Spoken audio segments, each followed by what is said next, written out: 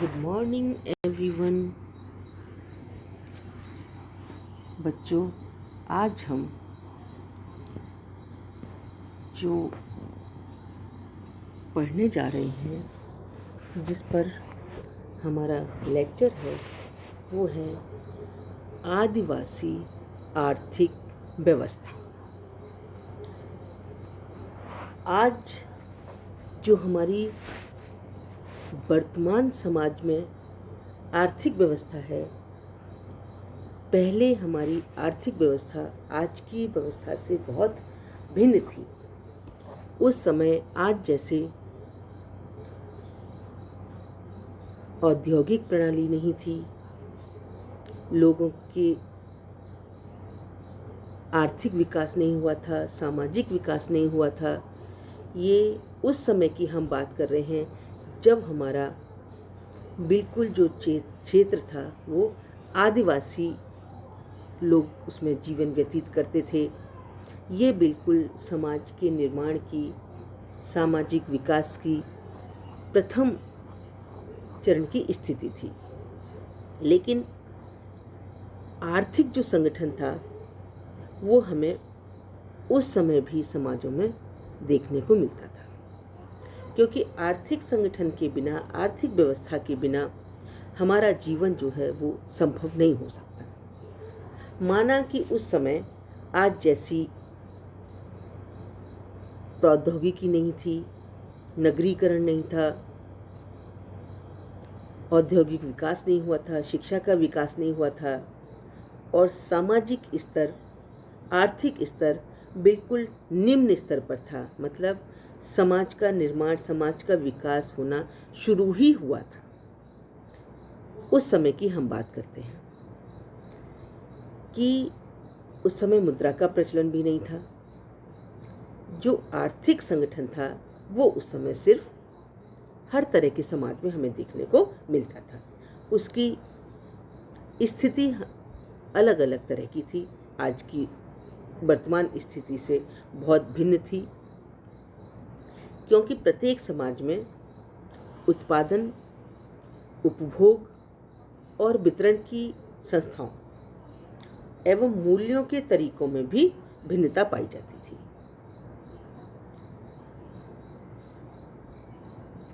जो आदिम लोग थे वो आर्थिक संगठनों का अध्ययन करके आर्थिक इतिहास और आर्थिक व्यवहारों एवं सार्वभौमिक आर्थिक तत्वों को ज्ञात करते थे। हम आर्थिक क्रिया को मानव जीवन के अन्य कार्यों से पृथक करके नहीं देख सकते, क्योंकि उत्पादन जो है वो विनिमय, उपभोग एवं संपत्ति सभी आर्थिक संगठन में घनिष्ठ रूप से एक दूसरे से संबंधित हैं। समाज व्यवस्था की भिन्नता के साथ साथ अर्थव्यवस्था में भी भिन्नता देखने को मिलती थी, क्योंकि सबसे पहले मनुष्य की 3 प्रमुख आवश्यकताएं हैं: भोजन, वस्त्र और निवास। इनमें भोजन की आवश्यकता और भी सबसे ज़्यादा मूल है, जिसकी पूर्ति के लिए वह अपने भौगोलिक पर्यावरण से अनुकूलन करता है कि जैसी स्थिति होती है उसी के साथ वो अपना जीवन व्यतीत करता है, और उसी के अनुरूप संस्कृति के भौतिक तत्वों का निर्माण भी करता है। जो संस्कृति है और भौगोलिक पर्यावरण में भी, दोनों में आपस में घनिष्ठ संबंध है, और जो मनुष्य का आर्थिक, धार्मिक एवं राजनीतिक जीवन बहुत कुछ सामने के पर्यावरण से प्रभावित होता है। उसने अपनी संस्कृति के सहारे ही प्रकृति के अनुकूलन स्थापित किया था। अब हम देखते हैं कि जो आदिम समाज थे उनका आर्थिक संगठन जो था वो आधुनिक समाजों से बहुत भिन्न था। आज का आर्थिक संगठन भिन्न है।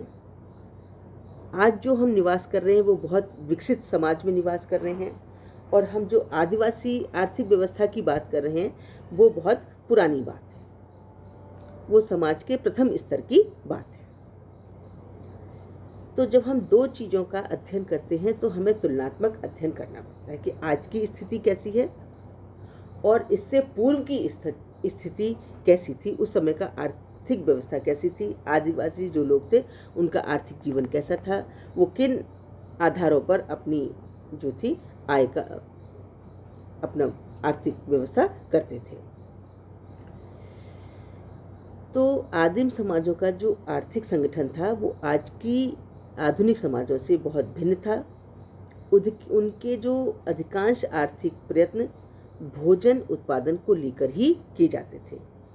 आज हमें भोजन के साथ साथ रहने के लिए अच्छा मकान चाहिए, पढ़ाई की उचित व्यवस्था चाहिए, यातायात के साधन चाहिए, लेकिन उस समय जो मूल उद्देश्य होता था वो सिर्फ भोजन पर टिका होता था कि जो भोजन उत्पादन को लेकर ही उनकी आर्थिक व्यवस्था थी। भौगोलिक पर्यावरण पर अत्यधिक निर्भर थे, उनके पास अपना कोई उत्पादन का साधन नहीं था, वो पूर्ण रूप से भौगोलिक पर्यावरण पर ही निर्भर करते थे। इसके लिए उन्हें बहुत अधिक कठोर परिश्रम और प्रकृति से संघर्ष करना पड़ता था और उसके बाद भी उसमें बहुत क्या थी, निश्चितता एवं सुरक्षा का अभाव होता था कि निश्चितता थी नहीं, पर्यावरण कब ज़्यादा बारिश हो जाए, कब कम बारिश हो जाए, है ना, इन सब, क्योंकि प्रकृति थी, प्रकृति के ऊपर निर्भर थे और प्रकृति में कोई निश्चितता नहीं थी। वहाँ व्यक्तिगत रूप में आर्थिक प्रयत्न कम किए जाते थे। उनके पास कोई अपनी आज की तरह हमारा मकान, हमारा ये भाग, हमारा ये प्लॉट, हमारी ये संपत्ति, ऐसा उस समय कुछ भी नहीं था। जो कुछ भी करते थे वो सामूहिक कार्य करते थे। तो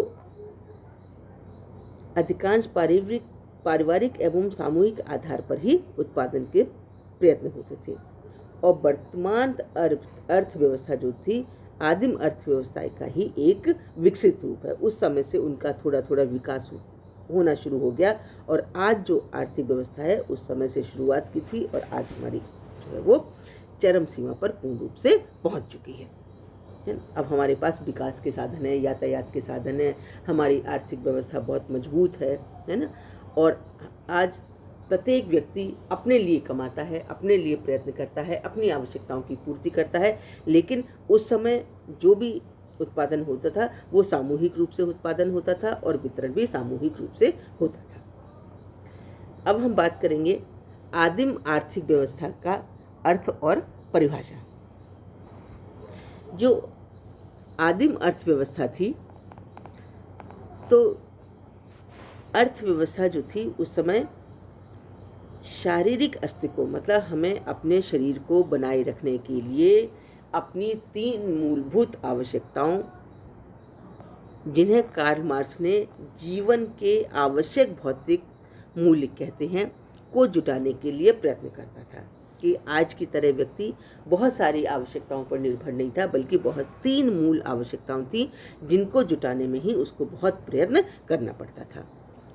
जीवन के जो आवश्यक मूल रूप भोजन, वस्त्र और निवास थे, उनके बिना इनको प्राप्त किए मनुष्य का जीवन जो था वो बहुत कठिन हो जाएगा। उन्होंने देखा कि इसके अभाव में जीवन नहीं चल सकता आगे, है ना। तो उसका सामाजिक जीवन भी खतरे में पड़ जाएगा और इन आवश्यकताओं की पूर्ति के दौरान उसके द्वारा किए गए बहुत सारे प्रयत्न अर्थव्यवस्था को जन्म देते हैं। वह उत्पादन करता था और उत्पादित जो वस्तुएं, जिन चीज़ों का वो उत्पादन करता था, उन वस्तु का उपभोग भी करता था, परंतु उत्पादन का कार्य व्यक्ति अकेला नहीं कर सकता, इसलिए अन्य लोगों के सहयोग की भी आवश्यकता होती थी। और जो उत्पादन में भाग लेने वाले लोग थे, जितने लोग उसमें उत्पादन की वस्तु में उत्पादन करने में भाग लेते थे, एक या कुछ व्यक्तियों या 2 व्यक्तियों से नहीं होता था, उसके लिए पूरे एक समूह और बहुत सारे व्यक्तियों की आवश्यकता होती थी। बहुत सारे व्यक्तियों के द्वारा उत्पादन किया जाता था और वे उसी अपने द्वारा उत्पादित वस्तु को दूसरे लोगों को देकर उनके बदले में और दूसरी वस्तु ले लेते थे, जिसे विनिमय व्यवस्था कहा जाता था कि एक वस्तु देते थे और उसके बदले में दूसरी वस्तु ले लेते थे। यहाँ से क्या होता था कि विनिमय व्यवस्था प्रारंभ होती थी। और इस प्रकार उत्पादन, उपभोग, विनिमय तथा वितरण मिलकर मनुष्य के आर्थिक जीवन को क्रियाशील बनाते हैं और एक अर्थव्यवस्था को जन्म देते हैं। कि जब तक उत्पादन नहीं होगा तो वो दूसरी चीज़ को देकर विनिमय नहीं कर सकते, और विनिमय तब करेंगे जब उनके पास होगा तो उसका उपभोग भी करेंगे, और उसके बाद जब बचेगा तो वो उसका वितरण कर देंगे। इन चार तत्वों को मिलाकर, इन चार चीज़ों को मिलाकर ही क्या होता है, एक अर्थव्यवस्था को जन्म मिलता है।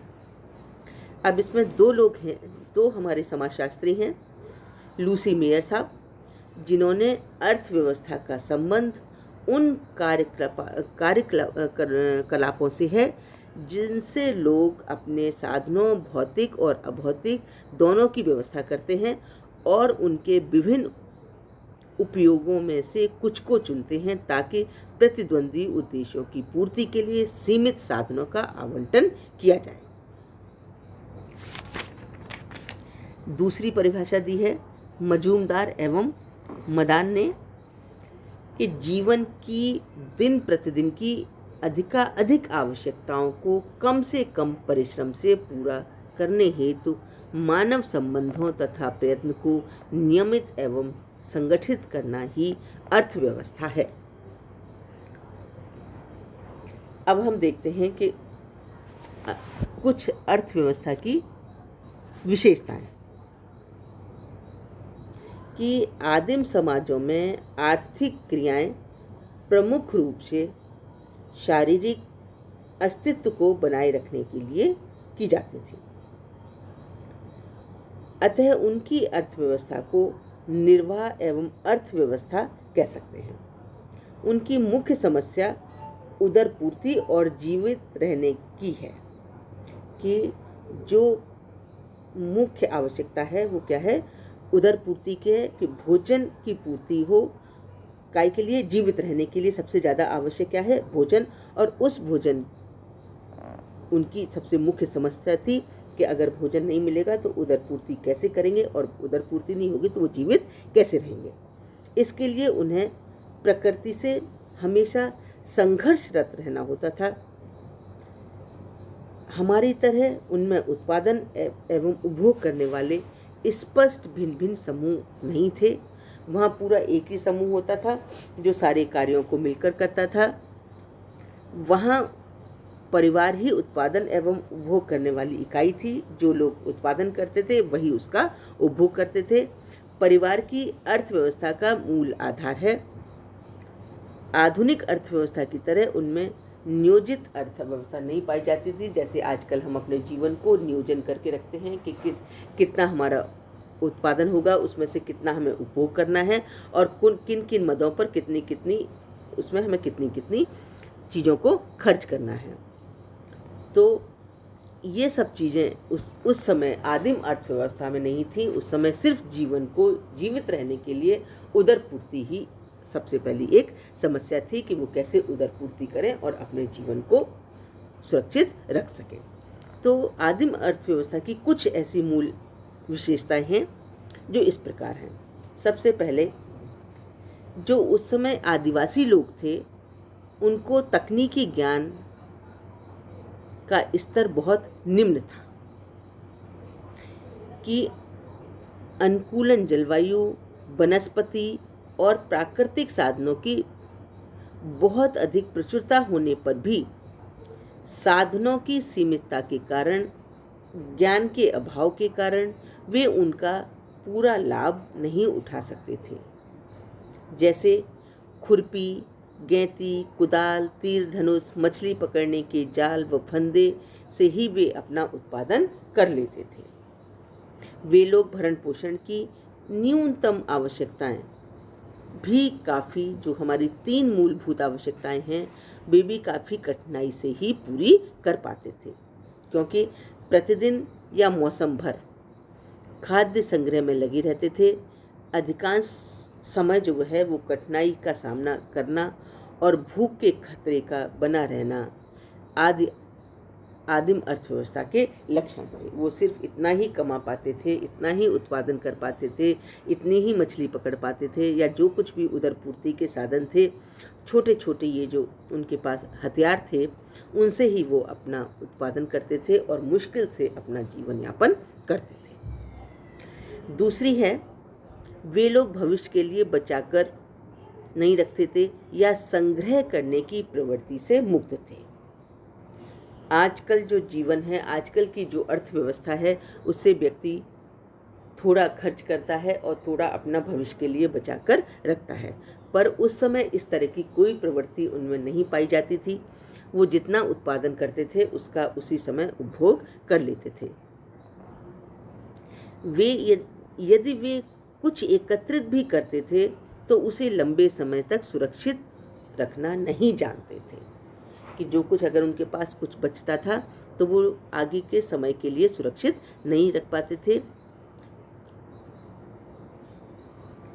उत्तरी रोडेशिया की एक बेम्बा जाति फल और अनाज जमा कर लेती है, परंतु गर्मी और नमी से दीमक उन्हें नष्ट कर देते थे। टिकोपिया के लोग मछली साफ करना भी नहीं जानते थे। पशुपालक अपने पशुओं की रक्षा रोगों से नहीं कर पाते थे।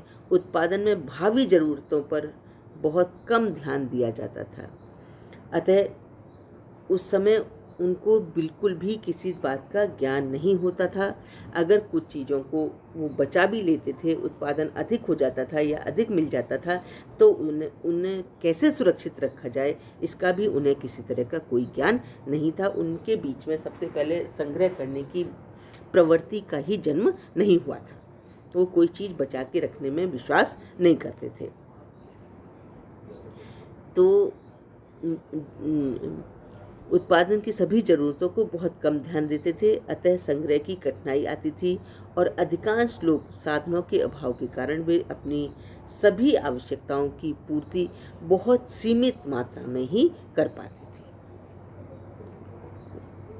उस समय तीसरा जो है वो यातायात के साधनों का भी बहुत अभाव था। इसी अभाव के कारण अनाज और वस्तुओं के संग्रह में तथा एक स्थान से उसे दूसरे स्थान पर सामान को ले जाने में बड़ी कठिनाई होती थी। अतः इनकी आर्थिक क्रियाएं एवं निश्चित भौगोलिक क्षेत्र की सीमित रहती थी और वे एक लघु क्षेत्र में रहते थे। उससे बाहर इनके अधिक ढांचे का विस्तार नहीं हो पाता था। वो एक जंगलों में घूमते रहते थे, आगे जाते थे और जहाँ पर जिस सीजन का जहाँ ज़्यादा फल होते थे वो खाते थे, शिकार कर लेते थे, है ना, और उनसे ही अपना जीवन यापन करते थे। उसके बाद है मुद्रा औजार बाजार की व्यवस्था भी उनके पास नहीं थी।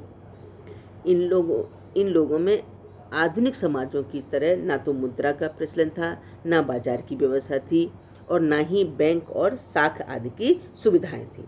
मतलब ना तो बैंक जैसे कोई किसी चीज़ के लिए कर्ज या लोन देते थे और ना ही कोई साहूकार ऐसे होते थे, है ना। तो इनमें सब चीज़ों की कमी थी। अधिकांश उनका विनिमय वस्तु विनय के रूप से प्रचलित है कि जो एक चीज़ का वस्तु उनके पास होती थी और दूसरी वस्तु से वो विनिमय कर लेते थे। इसलिए उनमें व्यापारी, दलाल प्रतियोगिता व एकाधिकार आदि का भी अभाव होता था कि जो चीज़ अगर ज़्यादा बच जाती थी तो विनिमय के रूप में उन्हें दे देते थे और उसके रूप में दूसरी वस्तु वो प्राप्त कर लेते थे और अपना जीवन यापन करते थे। एक जो मुख्य बात थी उस समय वो थी आदिम अर्थव्यवस्था में उपहार का बहुत विशेष ध्यान था।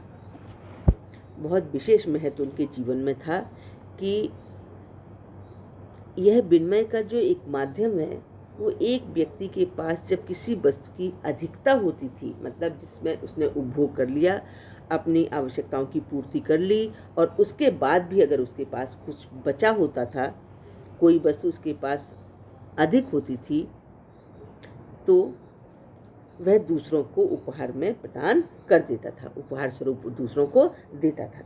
और उपहार लेने वाले का भी एक कर्तव्य होता था कि वह उसके बदले में कुछ और उपहार में दे, जिसको आज हम रिटर्न गिफ्ट के नाम से जानते हैं। कि अगर एक चीज़ उनके पास है और कोई व्यक्ति उनको उपहार में दे गया है, तो उसका ये कर्तव्य होता था कि जो वस्तु का उत्पादन उसने किया है वो बदले में उसे उपहार में दे दे। तो उपहार के बदले प्रति उपहार का निश्चय के कारण व्यक्ति को भविष्य में कुछ सुरक्षा प्राप्त होती थी, और अतिथि सत्कार का भी आदिम आर्थिक जीवन में बहुत ही महत्वपूर्ण स्थान था। चाहे उनके पास कितनी भी गरीबी थी, कितने भी कठिनाई से वो जीवन व्यतीत करते थे, कितना भी आवश्यक वस्तुओं का अभाव होता था, लेकिन फिर भी वो अतिथि सत्कार में पीछे नहीं होते थे। अतः कोई भी बाहरी अतिथि आकर कभी भी इनके यहाँ खा पी सकता था। ऐसा उसको विश्वास होता था कि अगर हम वहाँ जाएंगे तो हमें कुछ न कुछ अवश्य मिलेगा। तो अपनी आवश्यकताओं की पूर्ति करने के लिए उस समय एक विनिमय व्यवस्था भी उनके साथ बहुत अच्छी थी।